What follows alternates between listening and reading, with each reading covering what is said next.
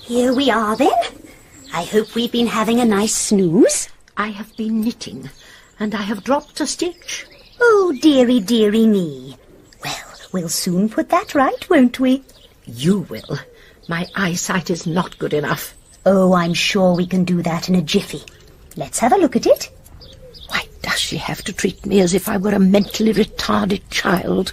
I'm old and short-sighted, and I've had a bad attack of bronchitis, but I am still compos mentis, thank God. There we are, dear. That's done. Thank you.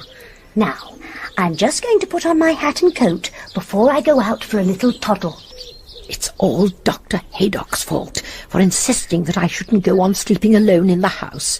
And it was very good of Raymond to get someone in, if only it didn't have to be Miss Knight. Perhaps if I can think of enough things for her to do while she's having her little toddle, I might manage to slip out without her noticing. Here we are, then. Anything I can get you while I'm out, dear?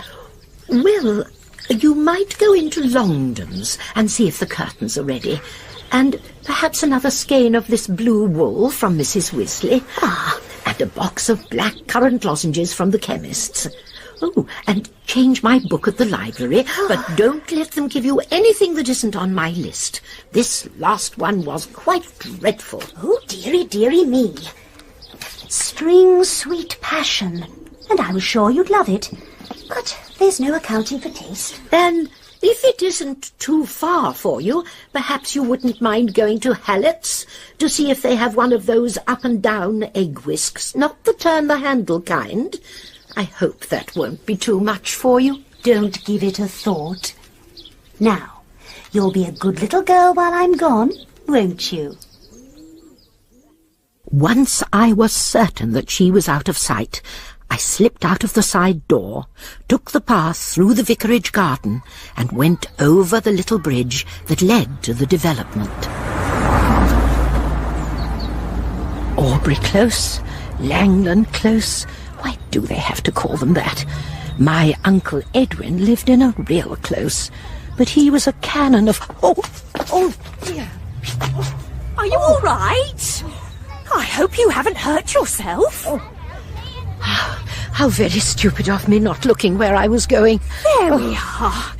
No bones broken. Well, I expect you're feeling a bit shaken. Yes, I am rather. You'd better come into the house and have a sit down. I'll make you a cup of tea.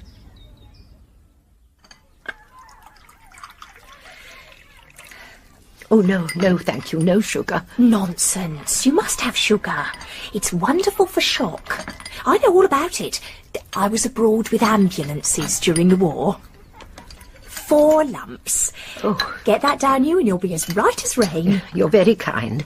Oh, I love helping people. Regular ministering angel, that's me. Here's my husband home. Arthur, we've got a visitor. What did you say, Heather? Oh, good afternoon. This poor lady fell down right outside our gate. Your wife is very kind, Mr... Badcock's the name. Were you on your way anywhere in particular? No, I was just taking a walk. I live in the house by the vicarage. My name is Marple. Ah. Well, I never. You're the lady who does all the murders. Oh, Heather, Miss Marple Well, not doesn't... actually do the murders. It was you who solved the business up at Gossington Hall, wasn't it? The body on the library carpet. Well, the murder wasn't actually... And have you heard who's coming to live there now? No, I knew that the house was on the Marina market. Gregg. The film actress. She and her husband, Jason Rudd. He's a producer, or something like that.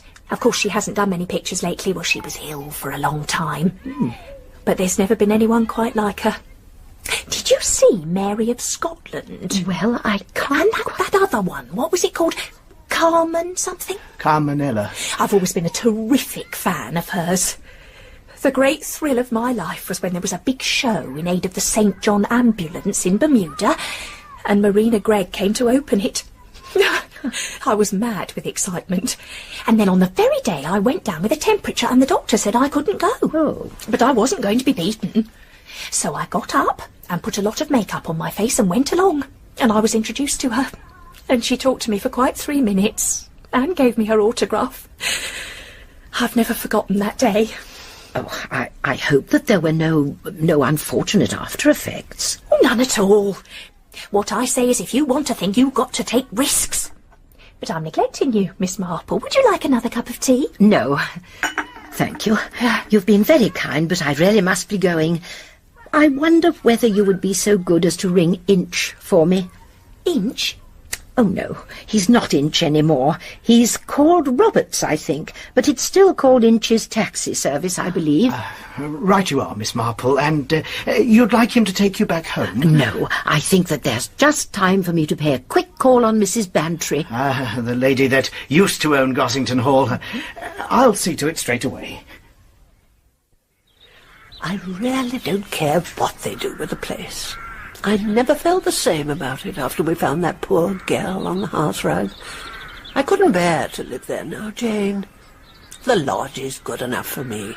And is it true about Marina Gregg? Oh, yes. It's quite definite. They've started moving in already. How very lovely she was. I shall never forget those early films of hers. They were terribly sentimental, but I did enjoy them so.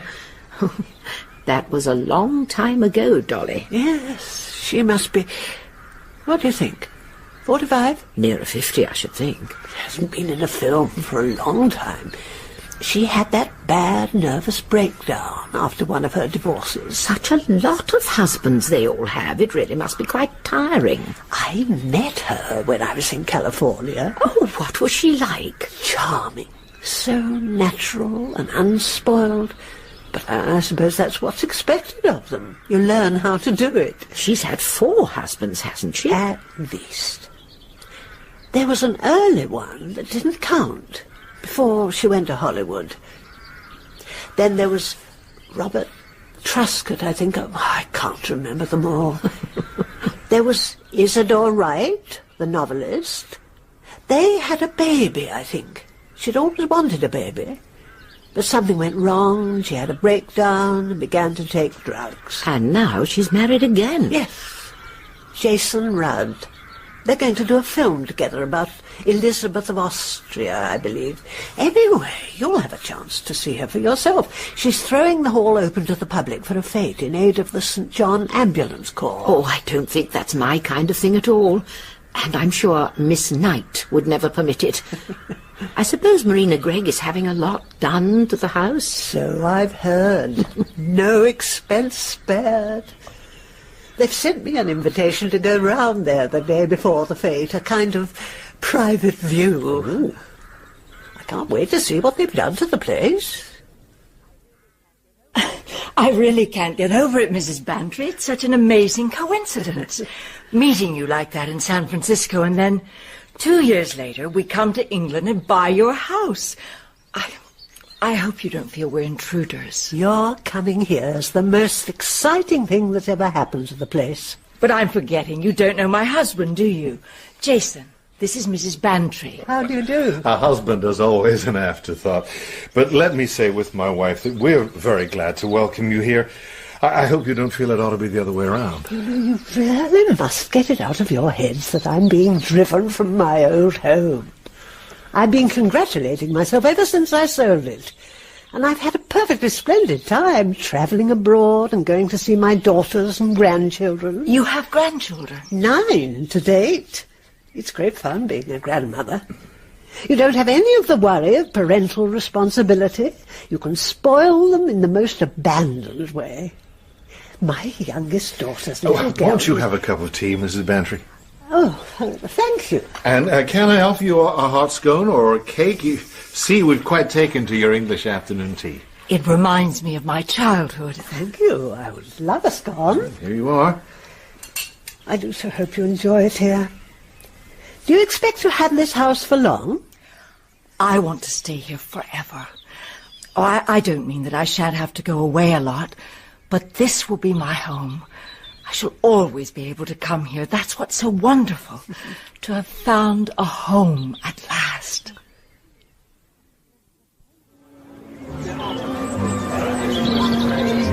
Of course, the whole of St. Mary Mead descended on Gossington Hall for the open day, eager to see for themselves what the film people had done to the place. The swimming pool in particular caused great satisfaction. It was large, it was blue, and there was much speculation about the wicked orgies that would doubtless take place in and around it. Councillor and Mrs. Philpott. Inside the house, on the second floor, a room had been set aside for special guests, and Marina Gregg stood at the top of the staircase to receive them, while her Italian butler stood in as major domo. The Reverend and Mrs. Clement. And there was one person who was certainly not going to let slip an opportunity to renew an old acquaintance. Mr. and Mrs. Badcock. I'm sure you don't remember me, Miss Gregg. Well, how could you, with all the people you meet? And anyway, it was years ago, in Bermuda. I was there with our ambulance units. How very interesting. I was only a girl at the time, and I was such a fan of yours. And when I realised there was a chance of actually meeting you in the flesh... It's really very kind of you. It was the most important thing that had ever happened to me. I was mad with excitement. And on Two of the guests were complete strangers to St. Mary Mead. Ardwick Fenn and Lola Brewster had come all the way from Hollywood. Well, I must say, Marina certainly knows how to do things in style. So gracious and charming and condescending. I guess she's getting into training for playing Elizabeth of Austria. She's certainly giving the locals their money's worth. I wish that woman who's talking to her would stop telling her life story. Oh, I need a drink. Hey, what's come over Marina all of a sudden? She looks like she's seen a ghost. Never forgotten how wonderful you were that day. It was 100 times worth it. Oh, what a nice little story, Mrs. Badcock? Now, let me get you a drink, Mrs. Badcock. What would you like? Well, usually I only have a lemonade or a tomato juice. Oh, this is a festive occasion. You must have a daiquiri cocktail. It's Marina's favourite. What about you, darling? Oh, I've had far too many. But why not? As you say, it's a festive occasion. Here's your breakfast tray, dear. Oh, I see we've drawn our curtains back already. I wake early. You probably will when you're my age. Mrs. Bantry rang up about half an hour ago.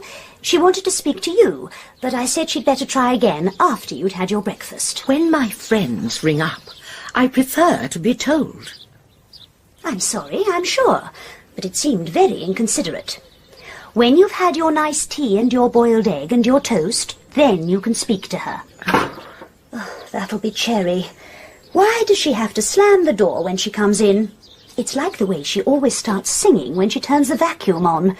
Why can't she be more respectful? It would never enter Cherry's head that she would have to be respectful. Why should she? Come in, Cherry. And now, Miss Knight, I'd like you to ring up Mrs. Bantry and find out what she wanted. I'm sure it must be something important. Very well, Miss Marple. Morning. Morning. Good morning, Miss Marple. Morning. I thought I'd come up straight away to see if you'd heard the news. What news, Cherry?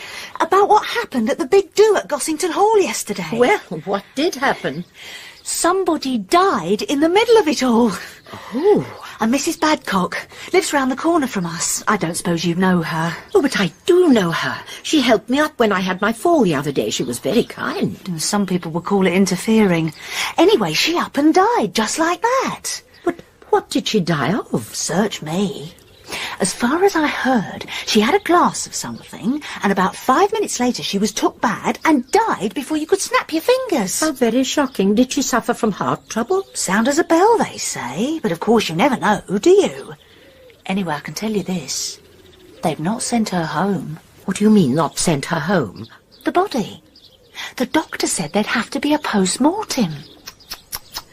Is her husband terribly upset? Looks as white as a sheet. Never saw a man so badly hit. To look at, that is to say. Was he so very devoted to her? He did what she told him and gave her own way, but that doesn't always mean you're devoted, does it? No. It may mean you haven't got the courage to stick up for yourself. Mrs. Bantry's gone out. She didn't tell anybody where she was going. I can guess where she's going. She's coming here. I'm getting up. all happened so quickly. This woman, whatever her name was... Heather Badcock. She arrives full of life and spirit, and about a quarter of an hour later, she sits down on a chair, says she doesn't feel very well, gasps a bit, and dies. I practically saw it happen. Splendid. I mean, well, you know what I mean. So you can tell me exactly what happened. Well, they were having a reception upstairs for special guests. Like you? Well, yes, if you put it like that. And this Badcock woman was there because of the St. John ambulance, I suppose. Anyway, she and her husband were introduced to Marina Gregg. And then Mrs. Badcock, launched out on some long rigmarole about how she met Marina long ago. She wasn't very tactful about it, kept on saying what a long time ago it was. I'm sure that film actresses don't really like being reminded of their age. Still, she wouldn't think of that, I suppose. No, I don't imagine she was the sort of woman who would, but go on. Well, the odd thing was that Marina didn't do her stuff. You mean she was annoyed? Oh, no, not that. As a matter of fact, I am not at all sure she heard a word the silly woman was saying. She was staring over her shoulder at the wall opposite, staring with... I don't know how to describe it. Oh, do try, Dolly. I think perhaps that it might be important. She had a kind of frozen look, as though she'd seen something that... As though she'd seen what? Do you remember Tennyson's The Lady of Shalott? The mirror cracked from side to side. The curse has come upon me, cried the Lady of Shalott. Well, that's what she looked like. She had a frozen look, and she was looking over Mrs. Badcock's shoulder at the wall. What was on the wall? Picture. A copy of the Bellini Madonna and Child. I can't see that a picture could have that effect on her. Especially as she must see it every day. There were still people coming up the stairs, I suppose? Yes, there were. You mean she might have been looking at one of them? Well, it is possible, isn't it? Who were they, do you remember? Now, let me see. She'd already met the mayor and the vicar. There was a rather arty-looking girl taking photographs of people having their hands shaken by Marina. There was Dr. Sanford and his wife. There were two people I didn't know at all. A dark, rather forceful-looking man and a woman who might have been an actress. A bit overblown and the minky kind. And then there were the Grices from Lower Farm. Oh, apart from the strangers, it doesn't sound very promising. What happened next? I think Jason Rudd must have nudged her or something. Because all of a sudden, Marina seemed to pull herself together and smiled at Mrs. Badcock and began to say all the usual things. And then? Jason Rudd gave them drinks. What kind of drinks? Daiquiris, I think. I didn't see what happened after that. Why ever not? Oh, I had to take a gaggle of tiresome women round the rest of the house. The next thing I knew was when a secretary woman came rushing along and said someone had been taken ill. And now there's to be an inquest. And a post-mortem. I suppose the husband's the most likely suspect. It generally is. Did you meet him? Yes, but only for a short time. Did he look as though he'd like to poison her? Oh, really, Dolly? I'll bet you the police will be round on his doorstep like a shot. I imagine the findings of the inquest must have come as a bit of a shock, Mr. Badcock. I can't understand it. It's just incredible. What is this stuff she's supposed to have taken? Bi-ethyl? There's an easier name for it. It's sold under the trade name of Calmo. Ever come across it? I can't say that I have, Inspector. It's more commonly used in America than here. Calmo is a happy drug, a tranquilizer. prescribed for people who are under stress or suffering from insomnia. If you stick to the prescribed dose, it's quite safe, but it can be dangerous if you exceed the recommended amount. Your wife had 6 times more than the normal dose. But Heather would never have taken a thing like that. She was one of the most cheerful women you can imagine. It must have been a mistake of some kind. It's a very difficult mistake to imagine. What did she have to eat or drink while she was at Gossington Hall? Well, we had a cup of tea and a bun in the marquee on the lawn. It was a terrible scrum in there. But then this young lady came and said Miss Gregg would be pleased to see my wife.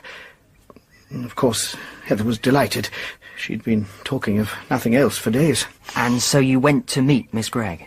Heather told her the story of how they'd met in the West Indies years ago. Everything seemed as right as rain. And then Mr. Rudd gave Heather a cocktail, a daiquiri, he said it was. And he brought one for Miss Gregg as well. And what did you have? Oh, I had a small sherry. And you 3 stood drinking together? Well, no, not exactly. There were more people coming up the stairs. An American couple, I think. So we sort of moved on a bit. And your wife drank her daiquiri then? No, she didn't. A woman from the St. John ambulance came up and she put her cocktail down on one of the tables. So when did she drink it? The room was getting rather crowded by then, and somebody jogged Heather's elbow and the drink got spilt. Her glass got spilt? It went down her dress, and I think it went over Miss Gregg's dress too. Miss Gregg couldn't have been nicer. She gave Heather her handkerchief to wipe her dress, and she passed over the drink she was holding and said, "Have this one, I haven't touched it yet." She handed your wife her own drink? You're quite sure of that? Oh, yes. Heather wouldn't take it at first, but Miss Gregg laughed and said, "I've had far too many already." And then?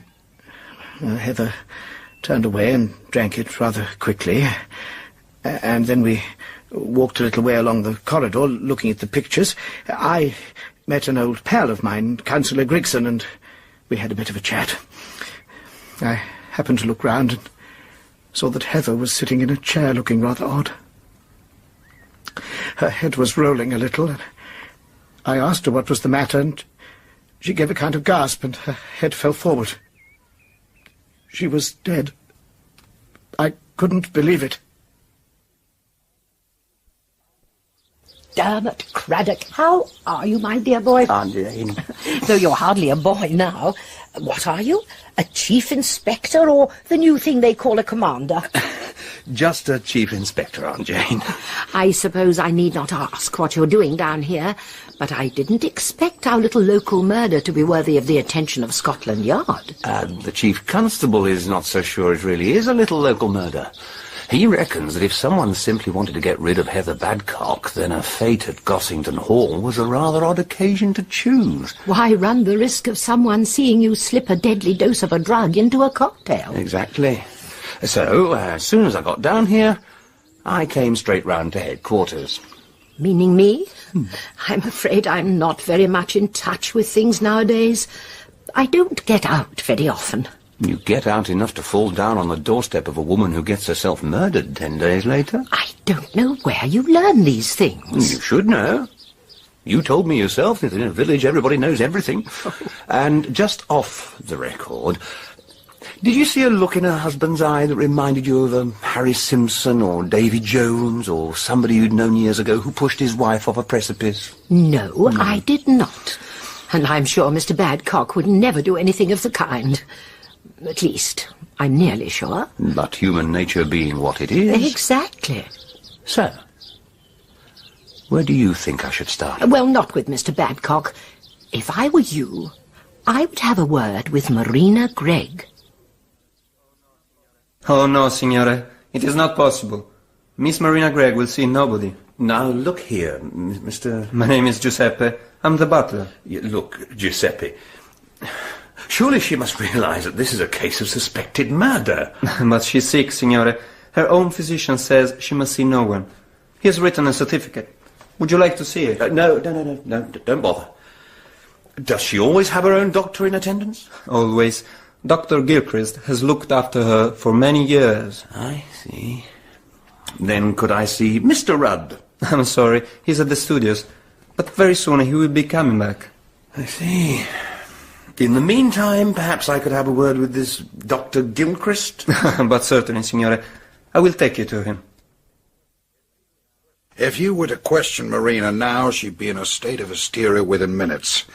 I can't permit that. And how long is this state of affairs likely to continue? If you want my opinion, a human one, not a medical opinion, any time within the next 48 hours, and she'll be not only willing, but asking to see you. Marina's got one of those temperaments that swing to and fro all the time. You must understand, Chief Inspector, that the movie actor's life is one of continuous strain, and the more successful you are, the greater the strain. Is that why she takes this stuff calmo? I presume she does take it. Lives on it pretty well. They all do. Ella, all of them. There's a bottle of it in most of the bathroom cupboards. I suppose that it was a considerable shock for her. A sudden death occurring in the middle of a party like that, or might it be something more? Well, you can't tell, of course, how people are going to react. What exactly do you mean by that, Doctor? I must ask you to keep what I'm going to tell you confidential. Not from your colleagues, of course, but from the outer world. Particularly the people in the house here. I can't bind myself, but in general terms, yes, I agree. After this thing happened, she broke down completely. I gave her a sedative and stayed there beside her, holding her hand. Just before she went off into unconsciousness, she said, "It was meant for me." And afterwards, the following day? She never alluded to it. When I raised the point, she told me I must have imagined it. But do you think she meant it? I'm certain of it. She definitely believed the poison was meant for her. I appreciate what you've told me, and I realize your motive. If what Marina Gregg told you is true, then her life is still in danger. That is the whole point. Have you any idea what her reason for believing it was? No. Just one more thing, Doctor. Do you know if she has mentioned this to her husband? I'm sure she hasn't. That is why, when you speak to him, I ask that you keep what I've told you confidential. Can I offer you a drink, Inspector? Not just now, thank you. Not the house to take a drink in, is that what you're thinking? As a matter of fact, it wasn't what I was thinking. Oh, please sit down. Thank you. Well, what do you want to know? What can I tell you? Well, I've just been talking to Dr. Gilchrist. He informs me that your wife is not yet strong enough to be asked questions. I doubt if there is anything my wife could tell you that you could not learn equally from me. Did you have any previous acquaintance with the dead woman, Heather Badcock? None whatever. But she claimed to have known your wife. Oh, yes. Some 12 or 13 years ago in Bermuda. As soon as Mrs. Badcock was introduced to Marina, she burst into a long rigmarole of how, although she was suffering from flu at the time, she'd managed to go along and get my wife's autograph. Now, I've been told that your wife looked rather distressed during the time that Heather Badcock was speaking to her. Was that the case? Very possibly. Marina is not particularly strong. Toward the end of a long day, she is inclined to flag. I do remember that she was a little slow in making her reply to Mrs. Badcock. I think I nudged her slightly on the elbow. Do you think that something had diverted her attention? Could she have noticed an unwelcome guest? Not that I know of. As I say, it was probably just tiredness. Has it occurred to you, Mr. Rudd, that the poisoning of Heather Badcock may have been entirely accidental? That the intended victim was your wife? Yes, it has occurred to me. In fact, I've been sure of it all along. But you said nothing to that effect at the inquest. Why not? I didn't want my wife to think she had narrowly escaped dying by poison. I'm not sure that I entirely understand your reason for keeping silent. Well, perhaps it is a little difficult to appreciate. Marina is incapable of taking a rational, prudent view of life. In her previous marriages, she expected, like a child reading a fairy story, to live happy ever afterwards. And she didn't. There are some women who can take the failure of a marriage fairly lightly, but Marina wasn't capable of that. She became obsessed with the notion that nothing would ever go right for her. She was wildly anxious to have children, and no children came. A celebrated physician advised her to adopt a child. He thought that that might diminish the tensions that prevented her conceiving. Marina adopted no less than 3 children. But for her, it was never the real thing. Now, you can imagine her joy when 11 years ago she found that she was going to have a child. She was in good health, and there was good reason for everything to go well. As you may or may not know, the child was born mentally deficient and imbecile. Marina couldn't cope with it. She had a complete breakdown and was ill for years. And it was then that she met you? I managed to get her to take an interest in life again, but the real problem was getting her back into pictures. It was quite a battle, but we managed it, and as you know, shooting has already started. Everything was going well until that woman had to die. Here. I couldn't risk Marina getting to know an attempt had been made on her life. It would have precipitated another collapse. Do you understand now? Yeah, I see your point of view. But isn't there something you're forgetting? If the poison really was meant for your wife, then the killer will try again. Well, naturally, I've considered that. But now that I've been forewarned, I can take precautions for her safety. And you're sure that she doesn't suspect the poison was meant for her? Such an idea would never occur to her. So, whom do you suggest? I can't tell you. Do you mean you can't, or you won't? Can't. It seems impossible that anyone would dislike her enough to kill her. But surely you can't get where she has in the film business without making enemies. Oh, yeah. There's plenty of enmity and jealousy in our world, but to do a thing like that... But there must be something beyond petty dislike and envy.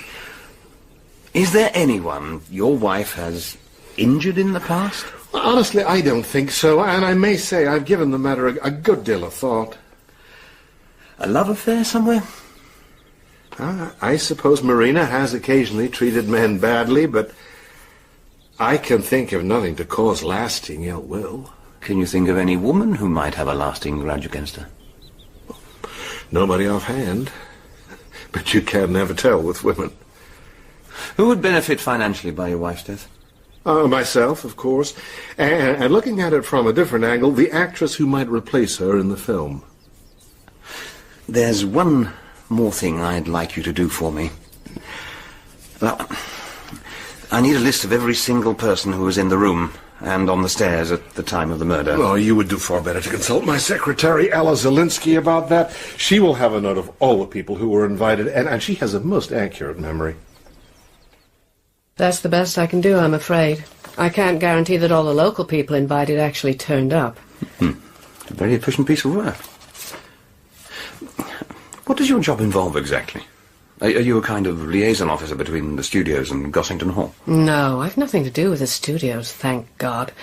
My job is to look after Miss Gregg's public and private engagements, and to supervise the running of the house. You like the job? It's extremely well paid, and I find it reasonably interesting. I didn't bargain for murder, though. You really are sure it's murder? 6 times the dose of dieth or whatever. It could hardly be called anything else. But couldn't it have been an accident? And how could such an accident have occurred? More easily than you'd imagine. What with all the bottles and powders and capsules these people carry about with them, and what with popping in a tranquilizer here and a pep pill somewhere else, don't you think it would be easy enough for the whole thing to get mixed up? I don't see how it could apply in this case. Well, I think it could. Suppose one of the guests wanted a sedative or a reviver and put too much in the glass. Then they put the glass down and go off somewhere, and Mrs. What's-her-name comes along, thinks it's her glass, and picks it up and drinks it. But we know that the glass that Mrs. Badcock drank out of was Marina Gregg's own glass. Or what she thought was her own glass.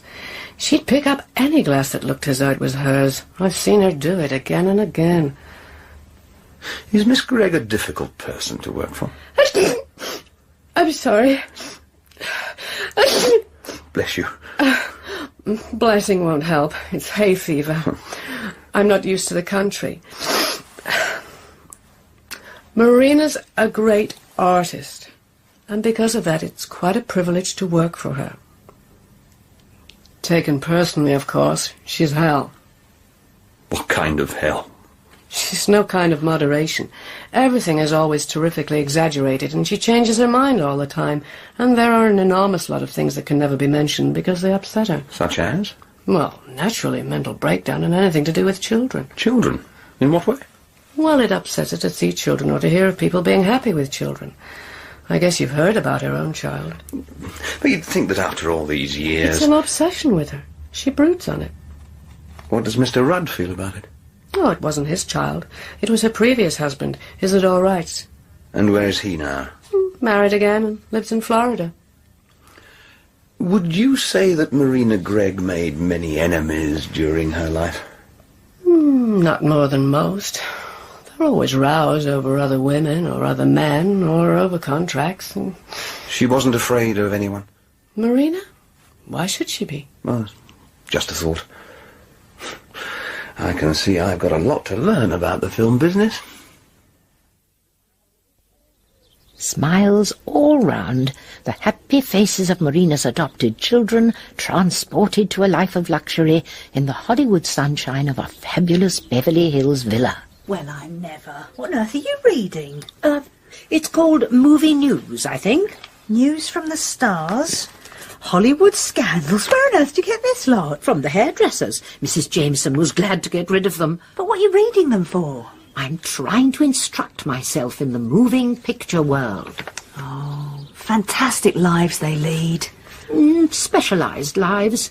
It reminds me very much of the things a hospital nurse friend of mine used to tell me.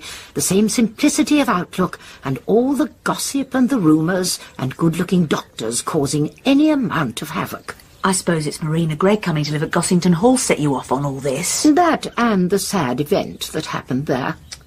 It's a funny old business, isn't it? I mean, I don't see who could have murdered her except her husband. And he's such a weak type. Still, the worm will turn, as they say. Poor Mr. Badcock. And people are saying he was upset and nervy at the fete that day, before it happened. Is that Inspector friend of yours? I'll take the Hoover upstairs. Morning, Inspector. Good morning. Good morning, Aunt Jane. Good morning, Dermot. Doing your homework, I see. Is all that bump giving you any ideas? Well, yes, there is one question I should like to ask. And what's that? What about the children? Children? There's only one, and he's in a sanatorium somewhere in America. Oh, no, that's not what I mean. I'm talking about the children in this article here. 2 boys and a girl adopted by Marina Gregg.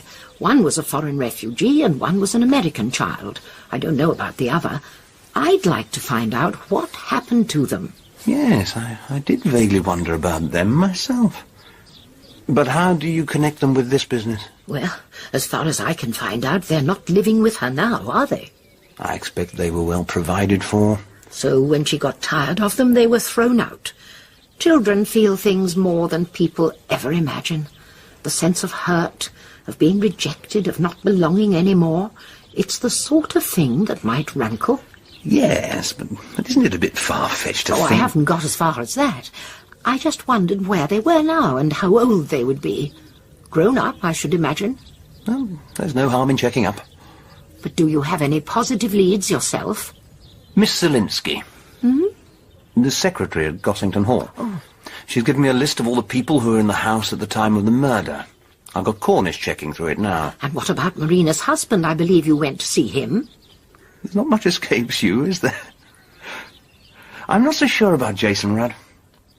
He says that Marina mustn't know that she was the intended victim, but I'm pretty sure she knows very well. And that she may have an idea who it was that did it. It could be that the motive behind the attack is something she doesn't want to come to her husband's ear. And what about the secretary woman? Is she in love with the husband, do you think? I should imagine so. What put that idea into your head? Well, it so often happens. I suppose it's a possible motive. But I'd still like to know more about those children. You've got quite a bee in your bonnet about them, haven't you? Look, all right, I'll find out. I suppose it's perfectly possible one of them put in a surprise appearance at the fete. It would have been enough to make the mirror crack. I suppose it might. But I'd better see how Inspector Cornish is progressing with that list. I suppose it couldn't possibly have been the mayor. Wishful thinking? You could certainly call it that. Pompous, canting old hypocrite. He's been knee-deep in graft for years. Quite tempting. But I think you'll have to banish that rosy picture from your mind, Frank. Well then, who else have we got? The Grices? I don't think they've ever been away from St Mary Mead. The girl Margot Bentz, who was taking the photographs, had been there at least half an hour, so it doesn't seem likely that she would have come as a surprise to Marina. What about the film people who were there? Well, they're certainly more promising. Ardwick Fenn. He's a very big number in the film industry, had some kind of an affair with Marina at the time she was married to her second husband. Quite possible, I should say. Particularly if he was paying her a surprise visit. And then there's a sexy-looking blonde. She's Lola Brewster. She was once married to Marina's third husband. He got a divorce from her in order to marry Marina. Not a very amicable divorce, either.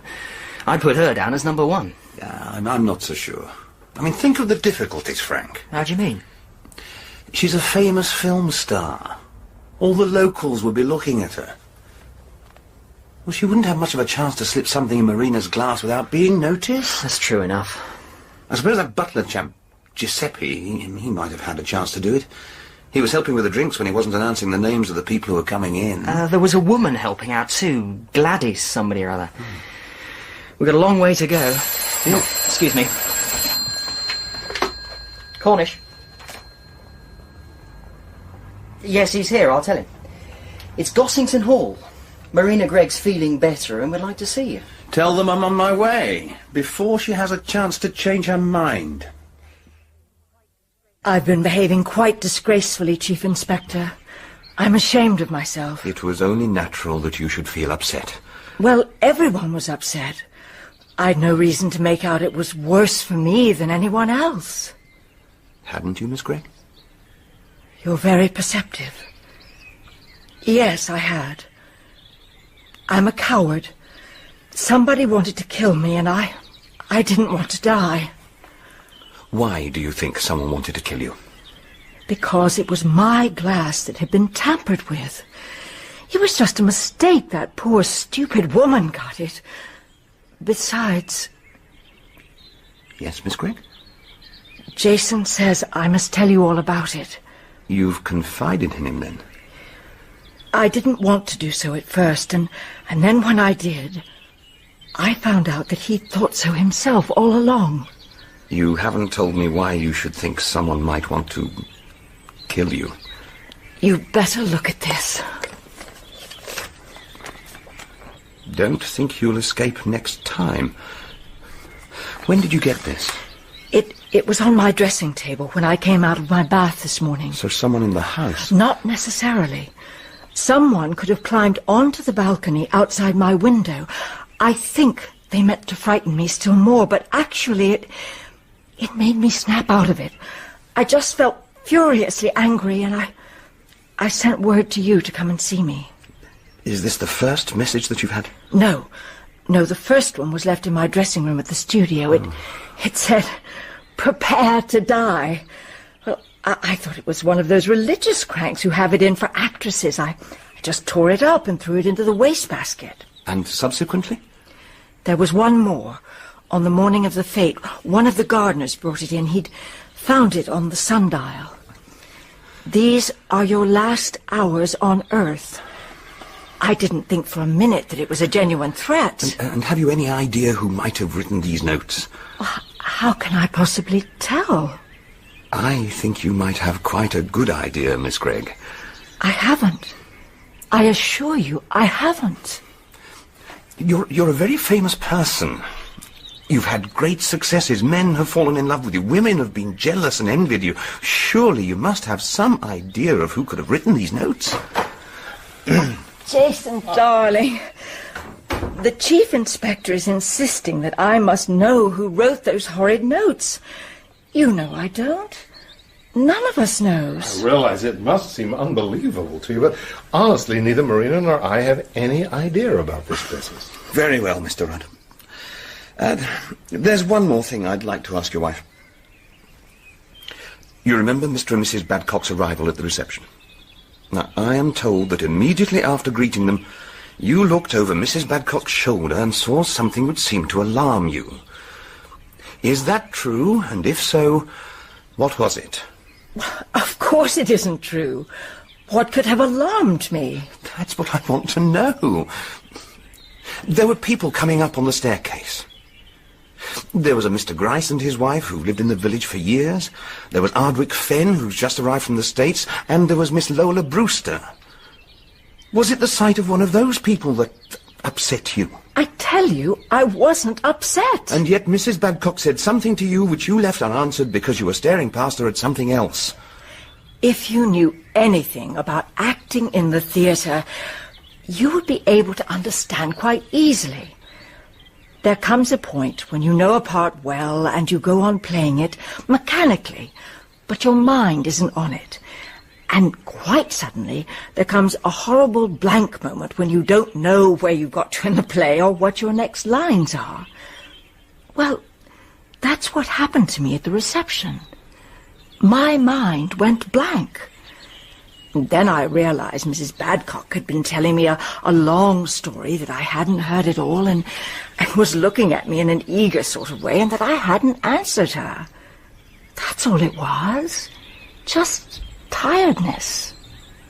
Just tiredness. You insist on that? Yes. I can't see why you don't believe me.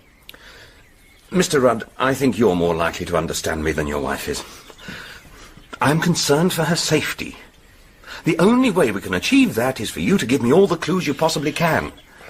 I don't say you know who the person is that made the attempt, but I do think you must be able to hazard a guess. If you don't know the truth, will you urge your wife to tell me? You hear what he says, Marina.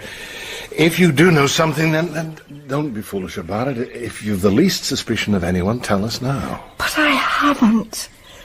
You must believe me. There were two people on the stairs you must have been surprised to see. Mr. Fenn and Miss Brewster. You didn't know they were coming, did you? We had no idea they were even in England. I was delighted. Absolutely delighted. Delighted? To see Miss Brewster? Well, of course. Lola Brewster was, I believe, originally married to your third husband, Robert Truscott. That is so. He divorced her in order to marry you. Oh, everyone knows about that. You needn't think you found out something special. Oh, there was a bit of a rumpus at the time, I'll admit. Did she make threats against you? Well, in a way, yes. But no one takes those sort of threats seriously.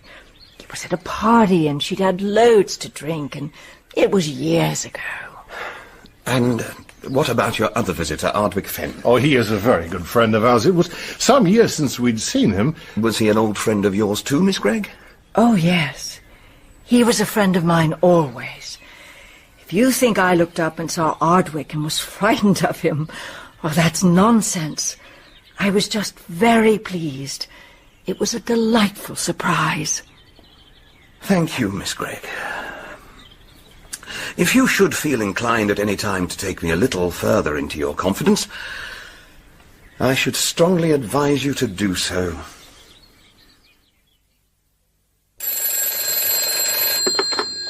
Miss Marple speaking. Jane, this is Dolly. Dolly. I thought I should tell you.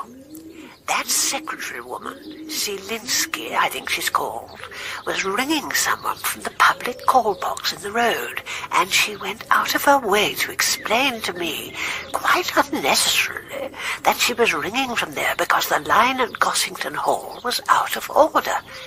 But I've just rung there, and it isn't. Really? Now, that is interesting. For what reason, do you think? Well, clearly she didn't want to be heard. Exactly.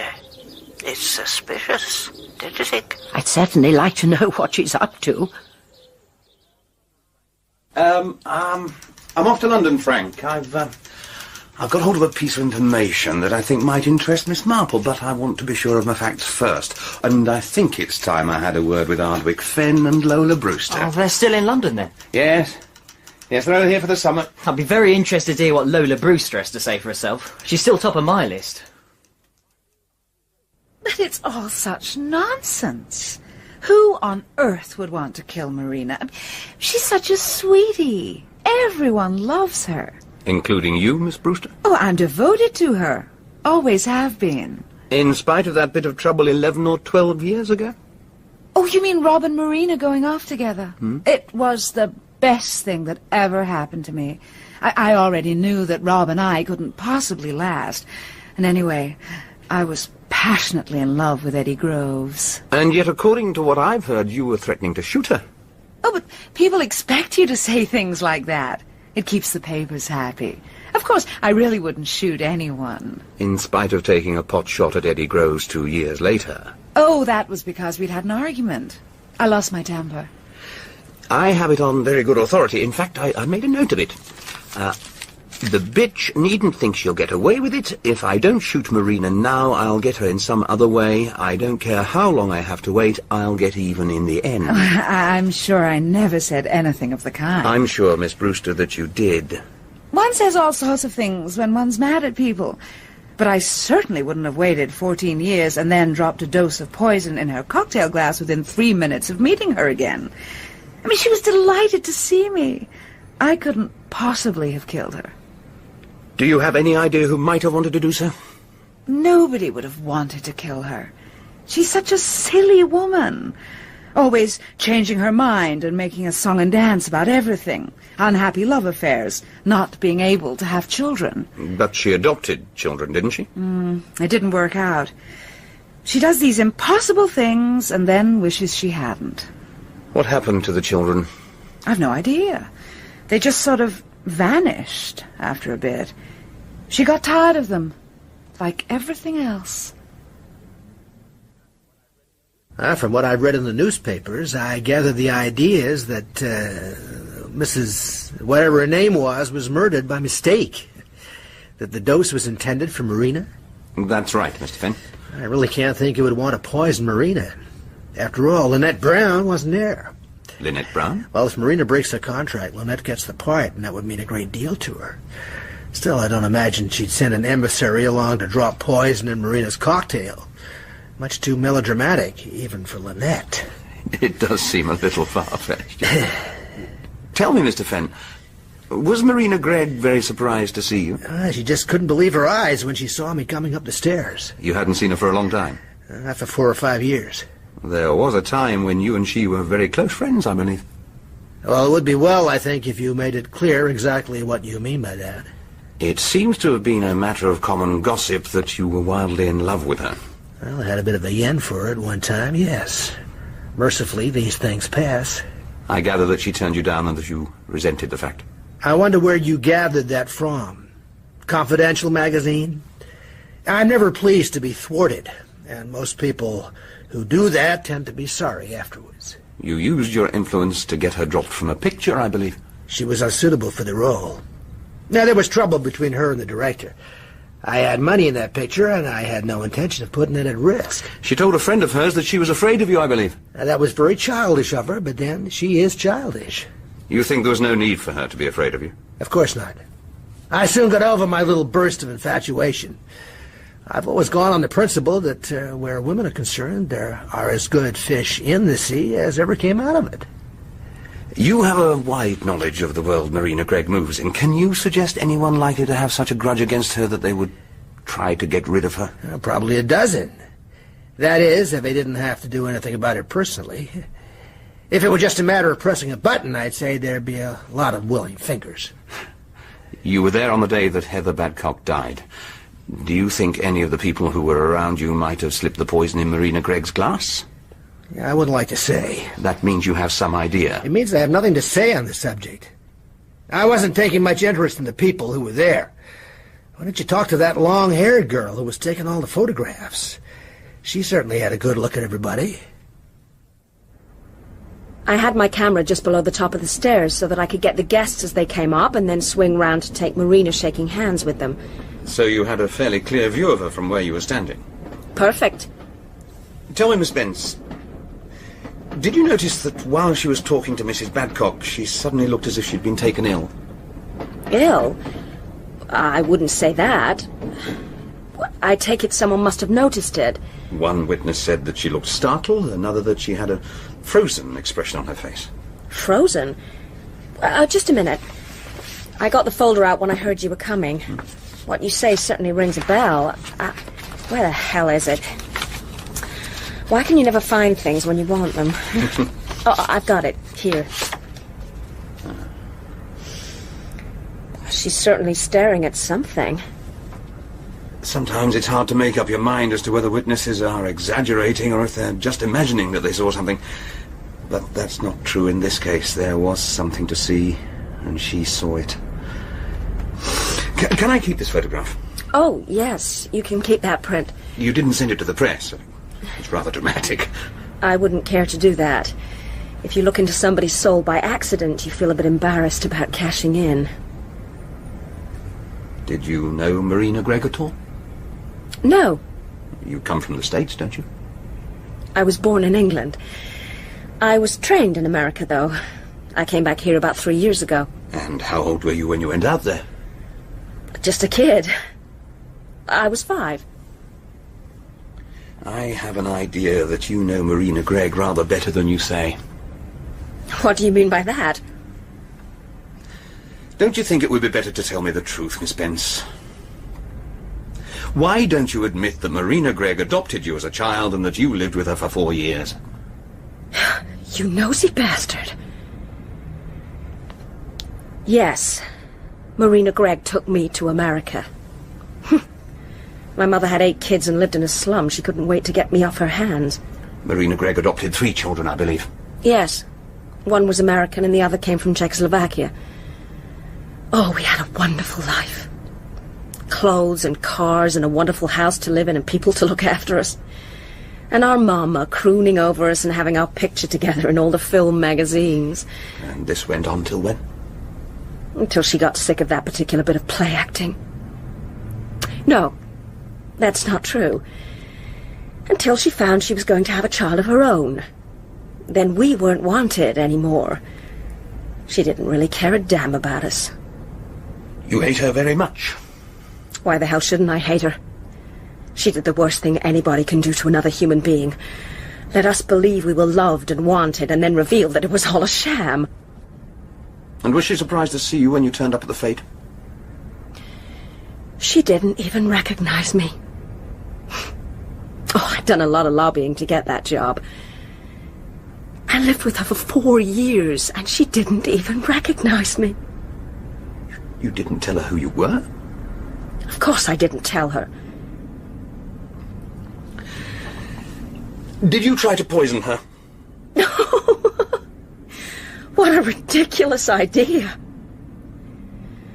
But I suppose it's part of your job. No, I did not. But it wouldn't surprise me if someone has another go at it. Whoever it is out for her blood. And I wouldn't shed a tear for her. Have you heard the latest? From Gossington Hall? Well, not exactly. You know... You know my friend Gladys? The girl who works in the canteen at the film studio? That's the one. Well, apparently, yesterday was Marina Gregg's first day back on the set, and she created something frightful. What about? It seems there was something wrong with her morning coffee. She took one sip and said she didn't like the taste of it. She got quite hysterical. And was there? Was there what? Something wrong with it. I've no idea. Mr. Rudd took it away from her and poured it down the sink. That was rather rash of him. Do you think it was poisoned? Well, since Mr. Rudd saw fit to get rid of it, we shall never know. But I would think it is quite likely. Damn blast! I knew I should never have come out without my atomizer. Signorina Zielinski, where have you been? Mr. Rudd has been asking for you. I had to go down to the village for something. Where are you off to, anyway? To the station, to catch the train. My brother Stefano, he works at the Columba d'Oro in Soho. He's very ill. He has the fever, and he wants to see me. Mr. Rudd said I could go. I will be back tonight. But I must go, or I shall not catch the train. Off you go, Giuseppe. I hope your brother's okay. Oh, who the hell would want to live in the countryside? Ella, I couldn't think where you'd got to. I had to see one of the gardeners. What's the matter? I've received an analysis of the coffee that Marina was complaining about. But you poured it down the sink. I saw you. I'm pretty good at sleight of hand. I managed to keep some back. And was there something wrong with it? You see for yourself. Arsenic? And I thought she was just being hysterical. I don't know what to do, Ella. I was so certain I'd be able to make sure nothing else happened to her, and now nothing is safe. But nobody could tamper with anything here in the house. People will do anything for money. I doubt if I'd trust Giuseppe too far if it came to that. But he's been with us for ages.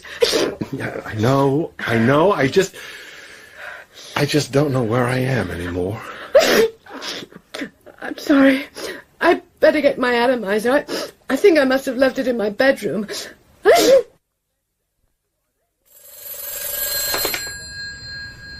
Ardwick Fenn speaking. This is Chief Inspector Craddock. And what can I do for you today? I'm very sorry to tell you that Miss Zielinski died this morning of cyanide poisoning. Good God. Was it an accident? Most definitely not. Somebody had put prussic acid in her atomizer. Oh, I see. But why are you ringing me about it? Since I understand that you'd known her for some years, I was wondering whether you could suggest any motive for her death.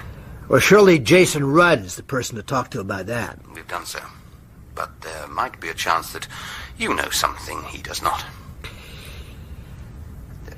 Are you still there, Mr. Fenn? I'm still here, Chief Inspector. Well, I will tell you something that may be of assistance to you. The facts are these. A couple of days ago, I received a telephone call. A voice spoke to me in a whisper. It said, "I saw you put the tablets in the glass. You didn't know there had been an eyewitness, did you? That's all for now. Very soon you will be told what to do." I see. Of course, the suggestion is utterly absurd, or I shouldn't be telling you all this. But it would seem that Miss Zielinski was embarking on a little blackmail. You recognized her voice? Well, it's difficult to recognize a whisper, but she sneezed before ringing off. And Ella Zielinski suffered from hay fever.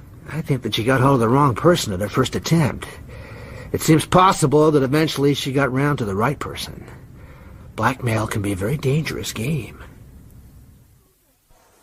It's too dreadful. Something has happened? I really don't like to tell you about it, dear. I really don't. It might be a shock to you. If you don't tell me, somebody will. Someone else has been killed, is that it? Oh, that's very sharp of you, dear. I don't know what should put such an idea into your head. As a matter of fact, I was expecting it. Were you really? Somebody always sees something, only sometimes it takes a little while for them to realize what it is they've seen. Who is it that's dead? The Italian butler. He was shot last night, though goodness knows why anybody should want to murder a person like that. I expect that he was trying to blackmail somebody. He went to London yesterday, they say. Well, that's very suggestive, too, I think. But that's not where he was killed. Someone shot him in his own rooms, just after he got back to Gossington Hall. But I mustn't waste time gossiping. I'm neglecting you. You haven't had your 11s. And Cherry, not so much noise. You don't want to disturb Miss Marple, do you? Cherry, could you come here for a moment? See what I mean? I'm sorry, Miss Marple. I didn't mean to disturb you. Come in and close the door. I called you because I want to talk to you. Have you heard that the butler at Gossington Hall was shot dead last night? What? Giuseppe? Yes, I believe that was his name. Oh, I didn't know about that. I wonder if Gladys got to see him or not. Why should Gladys want to see him? There was something that struck her as a bit funny, and she was going to ask him what he thought about it. What do you mean, a bit funny? She was helping out with the drinks on the day of the fete. Yes. And there was something she saw that struck her as a bit funny. What did she see? To be honest, I thought what she told me was just nonsense. What was it? She was talking about Mrs. Badcock and the cocktail business, and she said she was quite near her at the time, and she said she did it herself. Did what herself? Spilled her cocktail down her dress and ruined it. Oh, you mean it was clumsiness? No, not clumsiness. Gladys said that she did it on purpose, that she meant to do it. Well, that doesn't make sense, does it? Whatever way you look at it. It was a new dress, too. No, I can't see any sense in that. I don't think there was anything to ask Giuseppe about, do you? No, I don't. But it's always interesting when one doesn't see. If you don't see what it means, you must be looking at it the wrong way round, which is probably the case here. Why should she deliberately spill the cocktail over her own dress? But if Gladys wanted to talk to Giuseppe about it, there's one thing that's certain. It had something to do with the murder attempt on Marina Gregg. You've got to help me, Jason. I'm so terribly frightened. The killer's getting closer to me every minute. 3 murders. I was almost certain that it was Ella, but now... What on earth made you think it was Ella? Because she hated me. Don't men ever see these things? She was madly in love with you. But it can't be Ella, because Ella's dead. Oh, you've got to get me away from this hateful house, Jason. Get me somewhere I can be safe. Darling, will running away do any good? Of course it will. We'll get away. Away from this person who hates me. If there's anyone who hates you that much, it wouldn't be difficult to follow you. You mean I shall never get away? I shall never be safe again? Oh, it will be all right. I'll look after you. I'll keep you safe.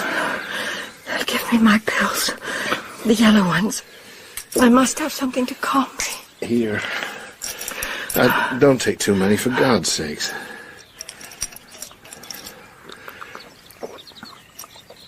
Don't worry. Sometimes they don't have any effect anymore.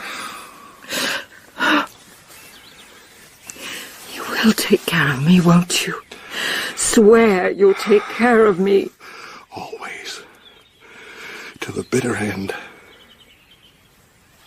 You look so odd when you said that. Odd? Like what? Like a clown. Laughing at something terribly sad that no one else has seen. Stay with me. 2 murders within 24 hours. Not a very distinguished performance on my part.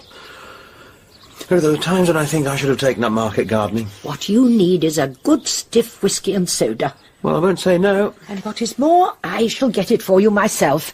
We don't want Miss Knight fussing about in here. You are full of surprises.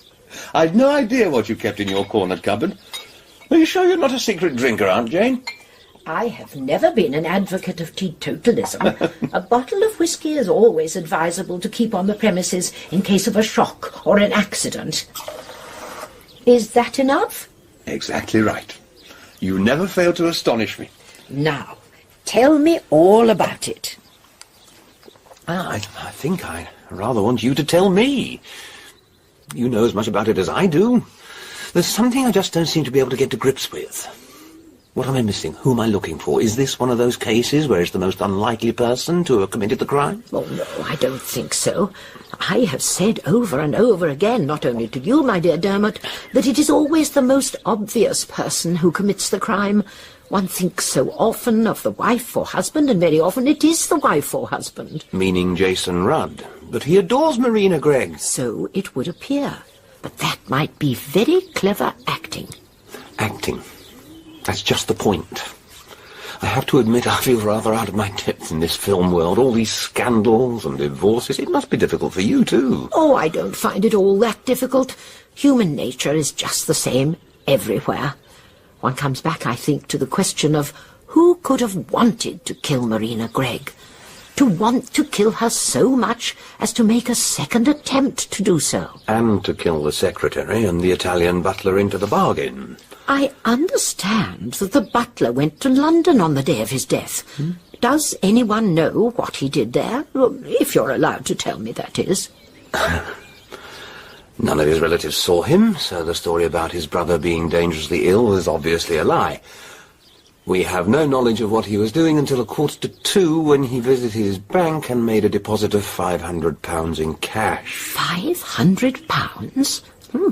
Quite an interesting sum. I should imagine it would be the first instalment of a good many others, wouldn't you? It rather looks that way. And we have in London Ardwick Fenn, Lola Brewster, and Margot Bence. All three were present at the reception, and all three could have met Giuseppe at a prearranged rendezvous somewhere in London. Oh, by the way, there's something I have to tell you. Oh, yes? What is that? Your hunch was right. Margot Bence was one of the children that Marina Gregg adopted. Margot Bence. I was certain that it had something to do with children. Even so, I can't believe that after all these years... I know, one never can. But think back to your own childhood. Can't you remember some incident, some happening that caused you grief, or a passion quite incommensurate to its real importance? Odd you should say that. When my mother died, I was having dinner in the nursery. My favourite, jam roll pudding. And one of the servants came and told my governess that my mother had been killed in an accident. And now, whenever I see a portion of jam roll pudding in a shop or a restaurant, a great wave of horror and despair comes over me. I don't know, it sounds silly, but... No, it isn't silly at all. It's given me a sort of idea. But I want you to tell me, if you have notes of it, exactly what Heather Badcock said to Marina Gregg at the reception. I know the gist of it. It is the actual words I need. Let me see. We've got accounts from your friend Mrs. Bantry, from Jason Rudd and Mr. Badcock. They vary a little. Exactly, it's the variations I want. Well, according to Mrs. Bantry, she said something like, I can't tell you how wonderful this is for me. You won't remember, but years ago in Bermuda I got up from bed when I had chickenpox and came along to see you, and you gave me your autograph. It was one of the proudest days of my life. I see. She mentioned the place and not the date. And Mr. Rudd? He said that Mrs. Badcock told his wife that she'd got up from bed when she had the flu and had come to meet Marina, and she'd given her her autograph. No time or place? No. And Mr. Badcock? He was rather vague about it all. She told him that when she was ill as a girl, she'd managed to get up and go to meet Miss Gregg. He didn't go into any particulars. It was evidently in the days before he met her. I see. What do you see? Not as much as I'd like to yet, but I am thankful that girl is safe in Bournemouth. That girl? What girl? Gladys, the girl who works in the canteen at the film studios. How do you know she's in Bournemouth? Because I sent her there. I gave her some money and told her to take a holiday, but not to tell anybody where she had gone. Why on earth did you do that? Because I didn't want her to get killed, of course. You're quite sure you don't want another lovely cup of tea, dear? Quite sure, thank you. I've had such a sweet letter from Lady Conway. You remember my telling you about her? Her memory's getting bad. Can't remember her relatives sometimes and tells them to go away. Very shrewd of her, I should have thought. Now, we mustn't be naughty. She's going to spend the next 6 months at the Belgrave in Llandudno, and is most anxious for me to join her there. But, please, if you are wanted, if she needs you there, and you would like to go... No, I couldn't possibly do that. What would your nephew say? Oh, don't you worry about Raymond. I'll take care of him. I am not going to stand in your way. You write to Lady Conway and tell her you'll go. And could you send Cherry in to see me, please? Well, if you're really sure. Yes, I'm quite certain. And pass me the telephone, could you? Thank you, Miss Marple. Lady Conway will be so pleased.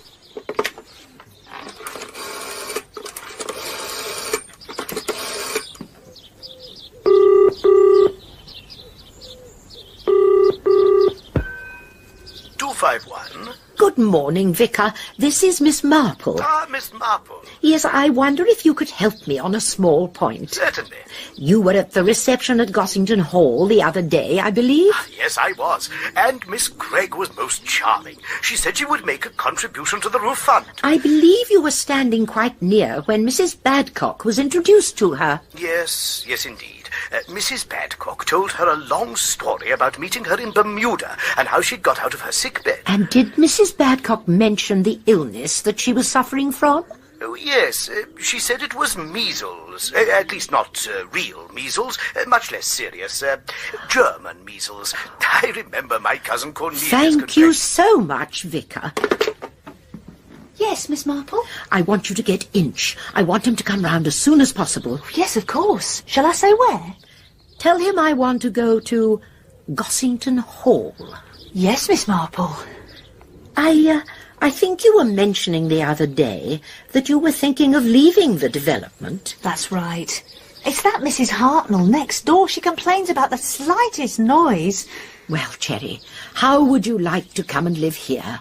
You and your husband could move into the rooms over the old stables. Oh, that would be just marvellous. But what about Miss Knight? Miss Knight will be leaving shortly. Oh, Jim would just love it. There'd be such a lot of room and he'd be able to... But I'm forgetting. I haven't told you the news. What news? About Mr. Badcock. What has happened to him? He's been taken off to the police station. I think he's going to be charged with murder. Miss Marple? Yes, I am Miss Marple. I'm Dr. Gilchrist. I believe you wish to see Mr. Rudd. It is necessary that I should. I'm afraid that's just not possible. Then I shall stay here until it is possible. I'm afraid you don't understand, Miss Marple. Marina Gregg died last night in her sleep. Died? How? An overdose of her sleeping medicine. Was it an accident? Well, that is definitely my view. But it could be suicide? It could, but that is most unlikely. Or someone could have given it to her. A most remote contingency. And a thing like that would be quite impossible to prove. I'm sorry, Dr. Gilchrist, but it is now more imperative than ever that I should see Mr. Rudd. There is something I have to tell him. I'll see what I can do. I understand that you insist on seeing me, Miss Marple. What is it that can be so important? I am sorry about your wife's death. I must ask you to believe that I should not intrude upon you unless it was absolutely necessary. I wish to prevent an injustice being done to an innocent man. An innocent man? Arthur Badcock. He's being questioned by the police now. A question in connection with my wife's death? But that's absurd. He didn't even know her. Oh, yes, Mr. Rudd. He knew her. He was married to her. Arthur Badcock? You sure you haven't... He was married to your wife when she was very young, before she went into pictures. My wife was first married to an Alfred Beadle. He was in real estate. And he changed his name to Arthur Badcock. He's still in real estate. He could never really have kept up with Marina Gregg. So, what do you want me to do for you, Miss Marple? I want, if I may, to stand on the spot where you and your wife received the guests on the day of the fete, if that is not too much trouble. My wife stood just here. People came up the stairs. She shook hands with them and passed them on to me. She was facing that picture, Giacomo Bellini's Laughing Madonna, a painting of a happy mother with her child. I understand now. The whole thing is really quite simple, isn't it? Simple? I don't think I understand you. Oh, that will be Chief Inspector Craddock. Perhaps it would be as well if he joined us. Miss Marple was talking, Chief Inspector, of the day when Mrs. Badcock was murdered. I think you should carry on, Miss Marple. I was saying that it is all really quite simple. My friend Mrs. Bantry quoted some lines from a poem by Tennyson. The mirror cracked from side to side. The curse is come upon me, cried the Lady of Shalott. She saw this frozen look come over your wife's face. Haven't we been over this a great many times? Yes, but we will have to go over it once more. The reason for that expression was because your wife was looking not at Heather Badcock, but at the picture of a happy mother holding up a happy child. The moment Heather Badcock began her story about that meeting in Bermuda, she was doomed. The curse had fallen upon her. Could you make yourself a little clearer? Of course. The difficulty was that nobody told you what Heather Badcock actually said. But they did. I read it all out to you. But no one told you the most important fact. Heather Badcock was suffering from German measles. What on earth has that got to do with it? It's not a very serious illness, really, but it is extremely infectious. And there's one thing you have to remember. If a woman contracts it in the first weeks of pregnancy, there is a chance that it may have a very serious effect. It can cause a child to be born blind or mentally defective. And that, I believe, is what happened to your wife's child, Mr. Rudd. It's quite true. Marina told me that she developed German measles early on in her pregnancy. She never knew how or from whom she caught the disease. And then a perfectly strange woman came up the stairs and told her, with an air of being quite proud of what she'd done. I think, Mr. Rudd, that you understood quite well what that moment meant to Marina Gregg. Oh, yes. I understood. It was too much for her. Here was this woman who had ruined her happiness and destroyed the sanity and health of her child. She wanted to punish her, to take her life. And unfortunately the means were ready to hand. The Carmo. She was carrying it with her. It was very easy to do. She put the stuff into her own glass. She put the glass down on the table, and presently she managed to jog Heather Badcock's arm so that her drink was spilt down her new dress.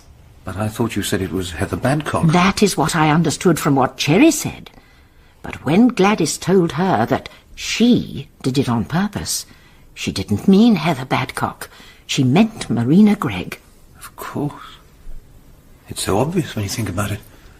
I imagine, Mr. Rudd, that your wife did not realize the seriousness of what she'd done, and certainly not the risk she was running until afterwards. But when she did realize it, she was horribly afraid. Afraid that someone had noticed her. She could see only one way out. To make it appear that she was the intended victim. She did fantastic things. She wrote threatening letters to herself. She put arsenic in her own coffee. But there was one person who could see through it all. This is only a theory of yours. You may put it like that if you wish. But you know quite well, don't you, that I'm speaking the truth. You knew from the first, when you heard the mention of German measles. You knew, and you were frantic to protect her. But you didn't realize how much you would have to protect her from. You didn't realize that there would be other deaths. Ella Zelensky, who was just wildly guessing. Giuseppe, who was trying his hand at blackmail. You were frantic to prevent her from doing more harm. I'm very sorry for you. You cared for her very much, didn't you? That, I believe, is common knowledge. And you know, don't you, Chief Inspector, that poor Arthur Badcock had nothing at all to do with it. He came to the fete because he wanted to catch a glimpse of the girl he had married long ago. She didn't even recognize him. At least, well, she said nothing to me. We didn't really suspect him. But after we found out, and after Miss Gregg's death, naturally we had to have him in for questioning. You don't have to worry about him, though, Miss Marple. Would you allow me to see her, Mr. Rudd? Yes. You can see her. You seem to understand her very well. She was a great actress, and a beautiful and very unhappy woman. Death was really the only way of escape left open to her. It is very fortunate for her that she happened to take an overdose, or was given it. She was so lovely, and she had suffered so much. He said, "She has a lovely face. God in his mercy lend her grace. The Lady of Shalott."